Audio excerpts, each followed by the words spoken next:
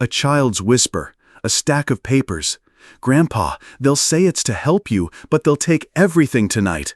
She watched the doorway like a sentry, shoulders small, courage large.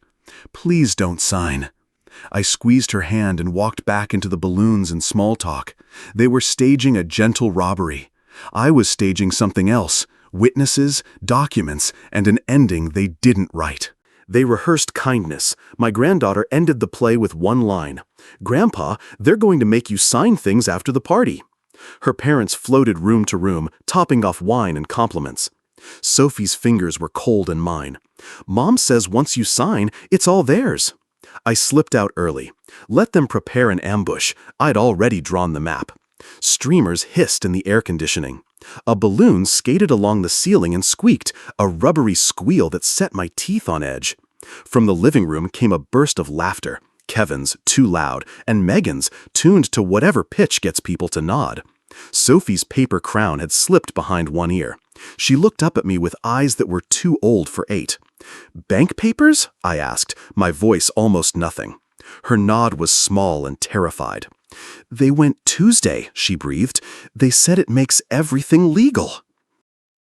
There it was, the line that pulled the curtain. I wrapped her fingers in both of mine, warming them with a grandfather's promise and a businessman's resolve. "You did the right thing," I said, and, because she needed something to hold, I gave her the simplest truth I had. "I love you." "That won't change when people get mad." She blinked. The crown wobbled. Somewhere, a candle hissed itself out on the cake. I straightened. My face found its party smile, the one that says, "Thank you for the canopies, and isn't this banner lovely?" "We go back in," I told her softly. "You open presents. I drink polite wine. We let the actors finish the scene." Her hand squeezed once, brave. I led her into the living room, past the gift table and the tidy stacks of cards, past Megan's tray of toothpicked cheese, past Kevin's watch check he tried to hide. He beamed when he saw us. He always did, like a full audience. "Everything okay, Dad?" he called. "Perfect," I said, and meant it in a way he didn't understand. I set my glass on a coaster, admired the balloons, asked a neighbor about her hydrangeas. On the coffee table, a pen lay beside a pile of glossy envelopes, the kind that swallow signatures and spit out consequences. I noted the brand, the placement, the eagerness in Megan's eyes when she glanced that way. Let them set their stage. Let them believe the mark is ready. But before the curtain falls, we rewind back to 7 o'clock this morning to the phone call that tilted the day. 7 o'clock found me in the kitchen with a mug breathing steam and the newspaper still folded to yesterday. The fridge hummed. Sunlight came in through the blinds in narrow bars, striping Ellen's photo on the wall. The phone lit up. Kevin. He doesn't call early. Not for birthdays, not for anything. "Dad, hey, quick one." His voice carried a tightness I knew from years of patching his messes, like a belt pulled one notch too far. "What's up, son?" He cleared his throat. "We really want you at Sophie's party. Actually, could you come a little ahead of time? Megan and I hope to talk about some family things." Family things. The chair creaked as I sat. "You can say them now." "In person is better." Muffled, away from the receiver, Megan said something sharp and fast. He came back, too cheerful. She asked me to make sure you're coming. We want to make sure everyone's taken care of." There it was, the phrase people use when they're about to put their hand in your pocket and call it caregiving. "I'll be there," I said. "What time?" 1:30. Party starts at 2. He tried a laugh that didn't fit his mouth. "Keep an open mind, okay?" We hung up. I watched steam unwind from the coffee and thought about how many times I'd unknotted that boy's life. On the fridge, a crayon river ran under a crooked bridge Sophie's drawing from our last walk by the Scioto. In purple she'd written, "Best day with Grandpa." Ellen's voice, steady as always, came back as if she were standing by the sink. "Watch Kevin, not because he's cruel, but because he's weak. Weak attracts pressure." I set the mug down and opened the closet. My hand skimmed shirts until I found one Ellen had always called my honest blue. In the mirror, I saw a man who'd built things that didn't fall down because he checked foundations twice. Keys, wallet, list for gifts. I slid the list into my pocket and took another look around the kitchen. The tidy counters Megan once suggested were too much for a man alone. Maybe that was the first probe. "All right," I told the empty house, "we'll go see the show." I locked the door behind me and headed for the car. Before I dealt with smiles and speeches, I'd stop at Easton Town Center. Sophie deserved a present. I deserved answers. Easton wakes early on Saturdays. Families drifted under the glass canopies with coffee cups and strollers, and a saxophonist worked through scales near the fountain. I parked by the north entrance and went in with a short list and a longer suspicion. Sophie loves buildings. In the toy store, I found a kit with a skyline, clean lines, smart instructions, the kind of challenge that makes a kid's eyes narrow in concentration. "Gift wrap?" the clerk asked. "Please," I said, thinking about how Sophie reads diagrams like stories. The bike shop was next. A matte blue junior frame, light enough for a hill on Neal Avenue, brakes she could trust, reflective tape for evenings when fireflies come out over the Scioto. The salesman held the door while I loaded the box. "Birthday?" he asked. "The best kind," I said. Back in the lot, a familiar voice. "Mr. Cole." Mr. Patel waved a bookstore bag. "We've shared a sidewalk and small talk for years." He tapped his watch. "You're up early too." "Birthday prep," I said. "You?" "Beat the crowds," he smiled. "Oh, speaking of crowds, I saw Kevin and Megan downtown Tuesday. First Federal Bank. Big stack of papers." They looked serious. He chuckled like it was nothing. Refinancing? Young people and their paperwork. Tuesday. Bank. Papers. I let the words settle like bolts tightening on a beam. "Could be," I said lightly. "They've been planning a lot lately."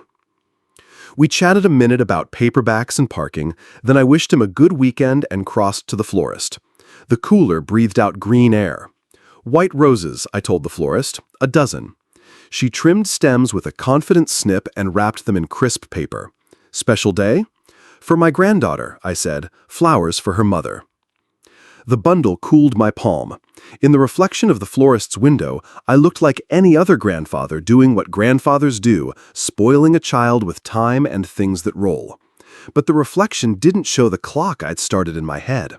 I set the roses gently in the front seat, gifts in the back, doubt riding shotgun. The path from family talk to "sign here" is short when someone is in a hurry. If there were papers, they needed my signature. If they needed my signature, they needed me comfortable. I pulled onto Morse Road toward Clintonville. Let them get their stage ready. I would arrive on time, take my seat, and watch who cues whom. Turn signal ticking, I eased onto Morse and let the city slide by in spring colors lawns just past winter, forsythia shouting yellow, a sky the pale blue of plans not yet tested. The roses rode shotgun. The bike box grumbled softly in the back. Somewhere between a red light and the next green, I counted not miles but patterns. 247 times I had said yes. Transmission repairs that became full engine jobs, grocery money that became a budget line, tuition checks written with a pen that felt heavier each month. Each request arrived wrapped in, "We hate to ask," and left with, "You're a lifesaver." It took 247 favors to teach me the shape of the word no. My hands knew the wheel the way they used to know a framing square. Feel the true line, correct before the sag shows. Ellen used to call it my second sight. "You don't read people, Ray," she'd tease. "You read pressure." Pressure was everywhere today, on Kevin's voice, in Megan's smile, in Mr. Patel's harmless story about Tuesday on Gay Street. I rehearsed nothing. That was their department. Mine was measurement. How close does Megan stand when she wants a signature? Who interrupts when money comes up? Where do they place a pen? A negotiator doesn't argue in the hallway. He collects tells, then controls the room. I passed the turn for High Street and cut toward Clintonville, letting the tires hum the last of my irritation into the pavement. Boundaries, I reminded myself, are not anger. They are architecture. You set the load-bearing walls first, or the rest is decoration. At a stop sign, I checked the mirror. The man who looked back was older than the one in my memory, and steadier too. I tried on the face I'd wear for the afternoon, the slight stoop, the slow nod, the easy smile that says tired but grateful. Let them think I'm soft around the edges. Soft things absorb impact. They also spring back. The neighborhood narrowed into porches and flags. Balloons bobbed above a mailbox, and somewhere a child shrieked with the simple joy of being 8. I pulled to the curb and killed the engine. The house was dressed for a party, paper garlands in the window, a banner scalloped and precise. Through the door came laughter, bright and a little brittle. I lifted the roses, squared my shoulders just enough, and reached for the bell. Time to take my seat and see who cues whom. Megan opened the door like a game show reveal. "Ray, you look wonderful," she sang, palms warm on my forearm, a beat too long. The house wore celebration banners scalloped straight, balloons anchored by color, music turned to a volume that fills silence before thoughts conform. "Happy to be here," I said, setting the roses in her hands. Her smile lifted, then tightened a millimeter when she clocked the brand on the florist's paper. Calculation is a muscle. Hers was fit. Kevin swept in with a clap to my shoulder. "There he is, my dad, the legend!" He said it like a line he'd practiced at red lights. "Folks, this is the man who taught me everything about building things that last." A couple from the block chuckled politely. Kevin's eyes flicked down and right after he finished. Classic tells don't retire. I let the room wash over me. The coffee table had been cleared to a shine. Napkins folded like little sails. On a sideboard, a neat stack of envelopes waited beside a capped pen laid just so, a still life of intentions. Megan drifted in their orbit, keeping the stack within her peripheral vision, as if proximity might speed the clock. "Raymond." Miss Green eased to my side, clutching a plate of strawberries. "Your granddaughter is an old soul. She asked me last week if grown-ups ever disagree about important things.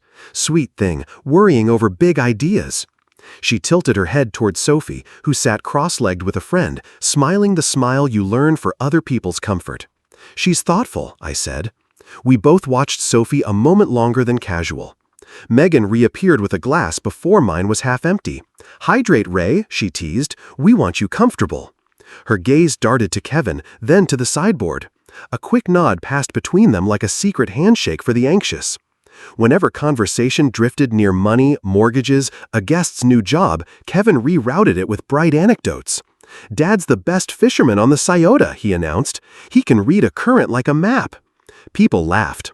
His watch vibrated. He checked it, then pretended he hadn't. I played my part, asked about lawns, admired a handmade banner, listened to a neighbor describe a home project gone wrong. Each time I offered a practical fix, Megan pivoted the topic back to comfort, to snacks, to anything other than plans. Across the room, Sophie looked up, found me, held my eyes for a second, then looked toward the hallway where family photos marched in neat frames. The message was quiet and clear. I excused myself with a hand to my temple and drifted toward the photos. The hallways smelled faintly of candle smoke and lemon polish. Family photos marched along the wall, school pictures, a wedding smile, a baby in a knit hat.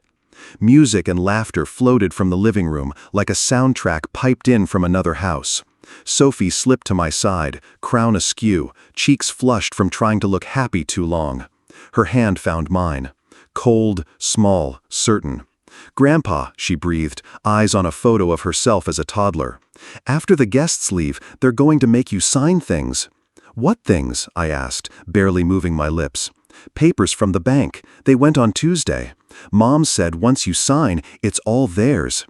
The last 2 words came out like she'd practiced them and hated every syllable. "She told Dad it will be legal." A cheer rose from the living room. Someone had told a joke. The sound made the hallway feel narrower. I crouched so we were eye to eye. "Thank you for telling me," I said. "You were brave." Her mouth wobbled. "Please don't be mad at them at the party." "I won't make a scene," I said. "I won't give them the scene they rehearsed either." She swallowed. "Will you still love me if they get mad?" My chest tightened. "There's nothing you could do that would change that," I said. "Not ever." We stayed like that for a beat, the crowd's noise, the quiet of the frames, her pulse fluttering against my fingers. Then I gave her a job. "We go back in. You open presents. You laugh at the right places. If anybody asks, I'm a little tired. That is all." She nodded, a soldier taking orders. "Okay."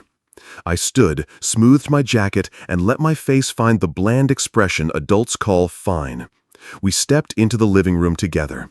Megan materialized with a sip-ready glass and the exact concern the moment required.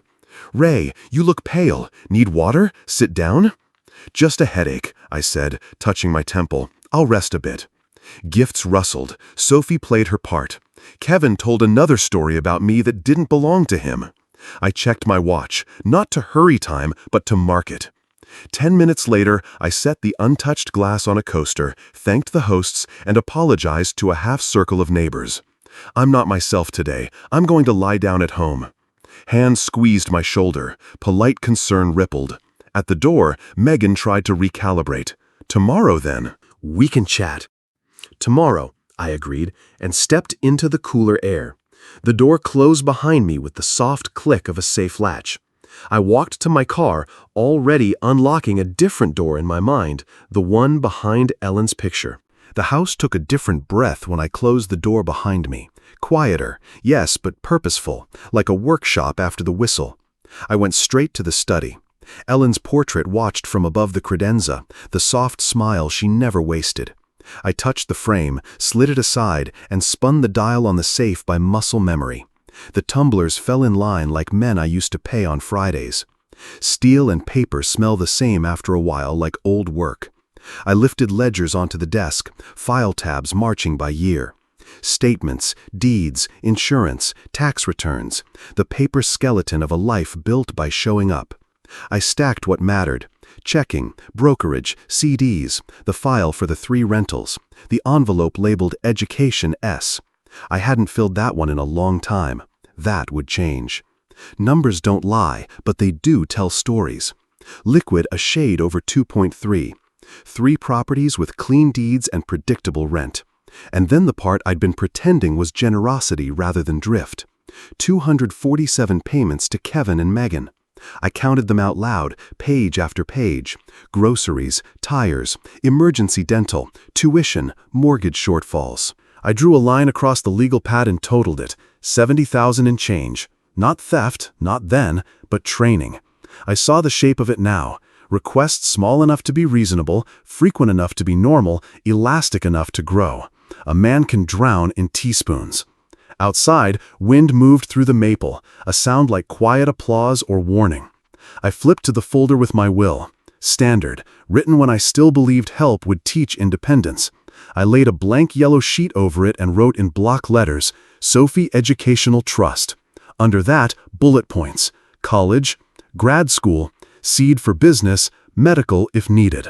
Locked until 21, trustee independent. Not a weapon, a promise. I turned Ellen's photo toward me and spoke to the room. I will not sign away what we built. I will not fund their weakness. I will fund her future. The clock in the hall marked the top of the hour. I organized evidence the same way I used to lay out bids, clean stacks, highlighted lines, sticky flags like trail markers. A file for signatures I would not give. A separate file for signatures I would. The floorboard on the porch creaked, distinct, familiar. Heavy boots, a patient pause. Mr. Whitaker never knocked hard. He didn't have to. I knew him by the second creak. I opened the door to a man in a faded navy cap with a steel thermos and eyes that measured weather and people with the same care. "You left a party early," he said by way of greeting. "Either the cake was lousy or the company was." "Company," I said, and stepped aside. We sat on the porch where the maple spread shade like a good wingman. He poured coffee into the thermos cap and pushed it over without asking. "Seen a lot of kitchen table ambushes," he said. "They call it helping dad. Looks the same, though papers arrive when the house is tired and someone says, 'Sign here,' so no one has to worry." "Power of attorney?" I asked. He nodded. "Or worse, guardianship. That one's a freight train once it starts. They file fast, wave a doctor's note, talk emergency. Suddenly, you're a passenger in your own life." He took a slow sip. "Rule 1. Don't sign in their room. Make them come to yours." I glanced at the study window where Ellen's portrait hung straight again. "My room," I said. "Your witnesses," he added. "Your notary. Someone who knows their job and isn't shy about keeping the stamp in the pocket if things smell wrong. I've seen notaries refuse when a signature looks pushed. Good ones do." "Bank?" I said. "Bring a professional who can name the thing," he said. "Somebody with authority, VP, manager, won't be dazzled by, 'We're just trying to help.' People behave different when the room has rules. He watched me not write anything down and grunted approval. Don't argue in the moment. Don't preach. Ask questions. What does this authorize you to do? Why today? Why here? Make them say it plain. Rope is a tool. Sometimes you hand it to a man and he ties the knot himself. I looked out over the yard Ellen had taught into order. I'll invite a notary I trust, and a banker who remembers me from the days when contracts were handshakes. Good, he said. He stood, joints popping like old timber. Set your own clock. And, Ray, he tipped the cap back enough to meet my eyes. Love your people, but don't abandon your post. When he'd gone, I took a yellow pad back to the desk and wrote the plan big enough to read from across the room. Monday, 10 a.m., Carla, notary. Monday, 10 a.m., Jacob, bank VP. 10:05, Kevin and Megan, documents. I underlined the time twice. Sunday morning dawned bright and clear, and I settled into my home office with a fresh cup of coffee. The aroma filled the air, offering a stark contrast to the tension I felt brewing beneath the surface. It was time for my first call, Jacob Reyes, the bank VP. "Good morning, Jacob," I said when he picked up. I wanted to discuss the details of the conservatorship procedures that Kevin and Megan inquired about last Tuesday. "Sure, Raymond. They were quite detailed in their questions," Jacob replied, a hint of surprise in his tone. "They seem to have done their homework." My pulse quickened. What exactly did they ask? They wanted to know about emergency procedures, documentation requirements, and how quickly the process can be initiated. It sounds like they're serious about this. "Thank you for the information, Jacob. I appreciate it." I hung up, feeling a mixture of anxiety and determination. They were preparing for something big, and I needed to be ready. Just then, my phone rang again. It was Kevin. "Hey, Dad, just wanted to check in on you. How are you feeling?" "I'm doing okay, Kevin," I replied, attempting to sound casual, though I could feel the tension in my chest. Just a bit of a headache. "Do you need us to come over? Megan and I can bring some food." "No, that's all right. But if you could bring over those documents we talked about this afternoon, that would be helpful." "What documents?" Kevin asked, his voice tinged with confusion. "The power of attorney papers," I said, maintaining my calm. "I'd like to look over them before I make any decisions." "Sure thing, Dad. We'll bring them over." After hanging up, I felt a sense of control wash over me. I had set the stage for our confrontation. I noted the time for Carla Nyan, the notary, to arrive at 10 a.m. tomorrow. I also planned to ask Jacob to come by to review the documents as well. The evening wore on, but my mind was still a flurry of activity, calculating and analyzing. I sat at my desk, writing out the timeline for the next day, ensuring every detail was carefully plotted. 10 o'clock, Carla would arrive to notarize documents. 10:15, Jacob would be bringing the necessary bank papers. I underlined these times, knowing they would be crucial. Next, I pulled out a fresh sheet and began drafting the educational trust for Sophie. I pictured her future college, graduate school, startup funds all secured and waiting for her. With every bullet point I wrote, I felt a sense of determination solidifying within me. This trust would not just protect her future, it would serve as a shield against the manipulations I had seen brewing. As I worked, I reviewed the checklist for witnesses and documentation.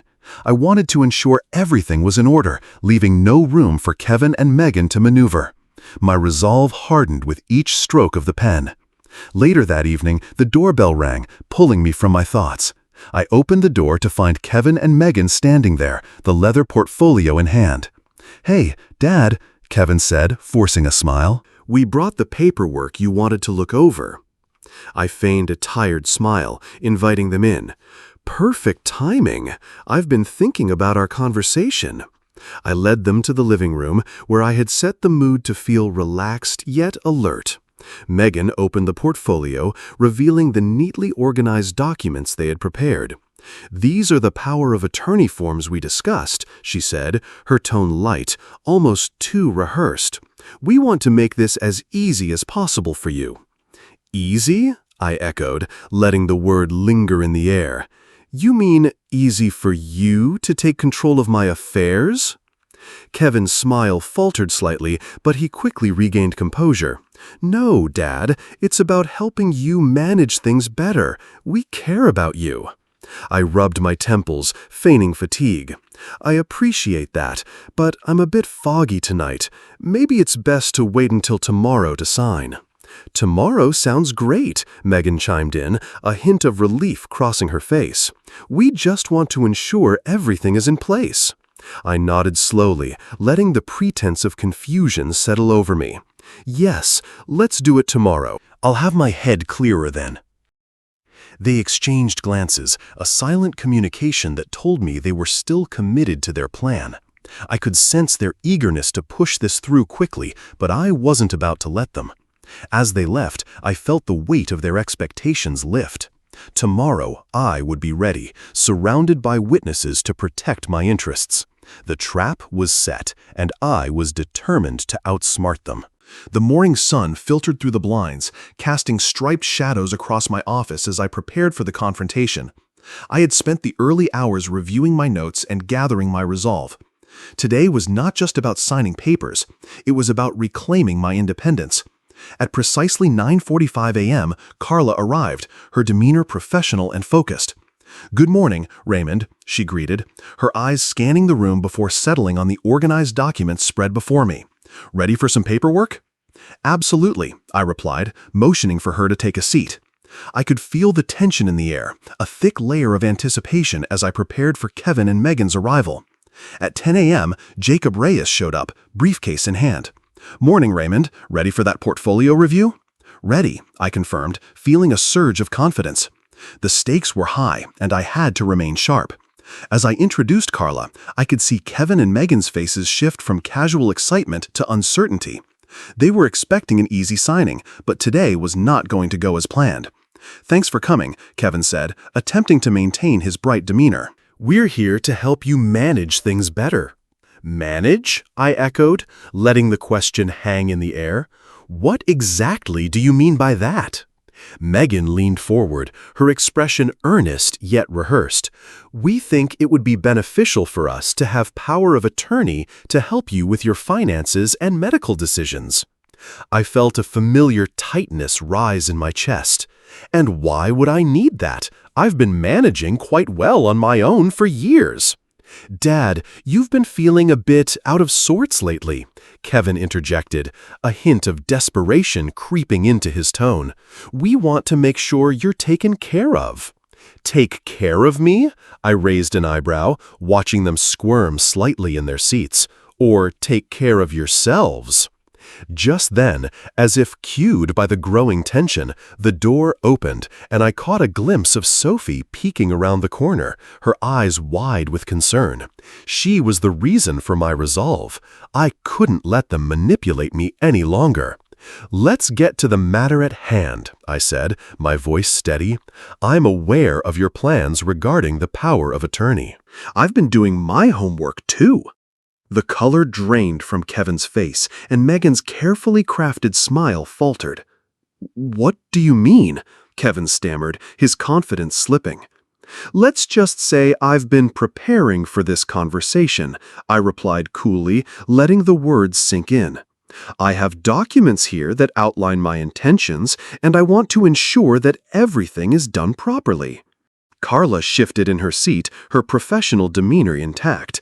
"I'm here to notarize any documents you wish to sign today, but I need to make sure everything is clear and above board." The sudden appearance of a witness added weight to the room, and I felt their calculated confidence begin to waver.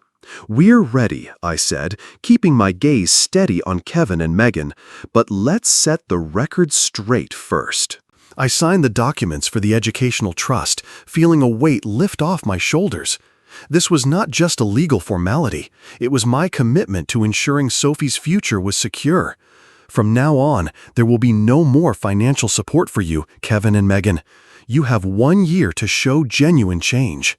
Kevin's voice trembled as he muttered an apology, but it felt inadequate. Megan remained silent, her calculating eyes darting between the papers and my face, weighing her next move. The door clicked shut behind them, sealing away the tension and their plans. As I turned, Sophie appeared at the doorway, her expression a mix of curiosity and concern. "Grandpa, are you okay?" she asked, stepping inside. I knelt to her level, my heart swelling with love. "I'm fine, sweetheart. I just made some important decisions for your future." I opened a brochure detailing veterinary schools and potential career paths. The images of bright campuses glimmered in the light. "Can we look at these together?" Sophie's eyes sparkled with hope. "Absolutely," I replied, spreading the brochures across the table. "You have every opportunity ahead of you." "Will you always help me?" she asked, her small voice earnest. "Love remains, and so does your future," I assured her, feeling the truth of my words. As we explored the possibilities together, I knew I was fulfilling my promise to Ellen, to always take care of Sophie, no matter the cost. Every betrayal story carries with it a lesson of resilience and faith. God teaches us that love remains even amidst the chaos of deceit. As we navigate through our relationships, we must remain vigilant and protect our loved ones from harm.